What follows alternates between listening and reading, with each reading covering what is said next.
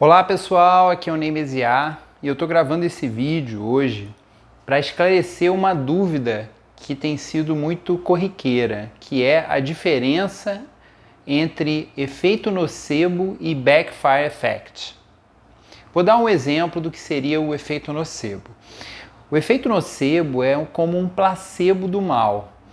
Vamos imaginar que um paciente foi a uma consulta com um profissional da saúde, que geralmente o primeiro atendimento para a maioria das pessoas é com um médico, mas isso pode acontecer com um fisioterapeuta também.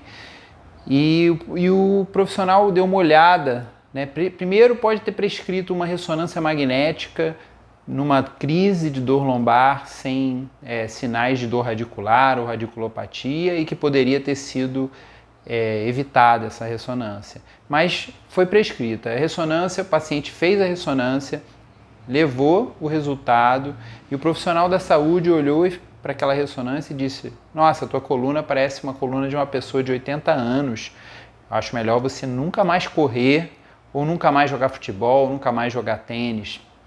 Qual a sensação após ouvir isso, né? Levando em consideração que o paciente está levando a sério aquilo que o profissional da saúde está dizendo, é muito comum isso ser muito traumático e depois disso, isso gera uma sensação de grande preocupação, de medo e até tristeza, porque se o paciente acredita que não pode mesmo voltar a fazer aquilo que ele mais gosta, imagina a tristeza que não vai ser. Imagina o medo de fazer algo parecido com aquela atividade e piorar, né? Então isso é um efeito nocebo, é se sentir muito pior do que na verdade deveria estar se sentindo por conta dessas informações.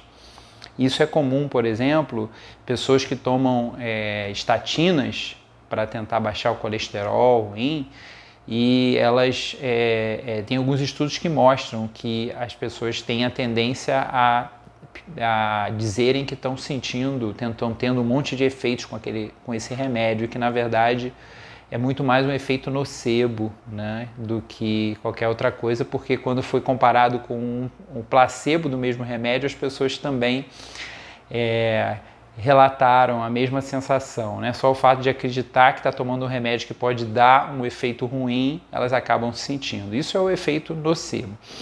E o backfire effect já é bem diferente. O backfire effect é quando o paciente sai com uma crença que ele já tem reforçada, você não conseguiu ajudá-lo a modificar a crença. E muitas vezes ele sai com raiva, né? Então a emoção do backfire effect ali no momento é uma sensação de raiva, de que quem é ele para dizer que eu estou com uma dor que é coisa da minha cabeça, que é uma dor psicológica? Quem é ele para desvalorizar os meus sintomas e dizer que não é nada que eu tenho na ressonância, nem olhou minha ressonância, né? Então o backfire effect tem uma tendência a gerar raiva. É difícil para a gente quando alguém nos mostra uma informação que é contrária às nossas crenças. Isso pode gerar uma sensação, né, de raiva, e pode ser que se a pessoa, quando a gente começa a se convencer que a outra pessoa estava certa, às vezes gera uma dor, gera uma sensação de desconforto, né? Então eu diria que o backfire effect está mais para raiva, para um desconforto, e a reação muitas vezes reforça a crença, e a pessoa fica com aquela crença reforçada e fica mais difícil ela mudar o comportamento. Já o efeito nocebo, ele é um placebo do mal, que faz com que a pessoa fique mais preocupada, com mais medo e mais triste. Ela geralmente chega já sob efeito nocebo, uma pessoa com dor lombar crônica inespecífica, que já fez uma ressonância, alguém já falou um monte de besteira sobre a ressonância daquele paciente. Então, essas são as diferenças, né? O efeito nocebo gera muito mais preocupação, medo, tristeza, e o backfire effect é um efeito de retirada de crença reforçada, tem muito mais relação com raiva, né? Como eu já falei no vídeo anterior, se você apresenta uma evidência para uma pessoa, por melhor que seja essa evidência, e é completamente contrária à crença enraizada daquela outra pessoa, aquela crença que a pessoa já fez de tudo para confirmar, né, mostrar que aquilo que ele estava certo, de repente vem alguém com uma evidência contrária, geralmente é muito desconfortável, né, quando a gente tem a nossa crença vamos dizer assim, desafiada, né? Mesmo que seja através de fatos, é difícil mudar de opinião, é algo desconfortável, né? Para isso é importante a gente ter um pensamento elástico, muito flexível, né?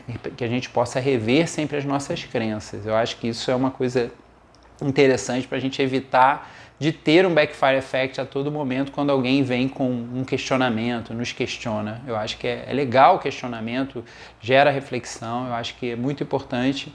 E a ciência é assim, né? Cheia de questionamentos e de incertezas. Espero que tenham gostado e tenham compreendido essa diferença entre o efeito nocebo e o backfire effect, tão importantes, dois aspectos super importantes de uma consulta de um paciente com dores crônicas e não específicas. Até o próximo vídeo.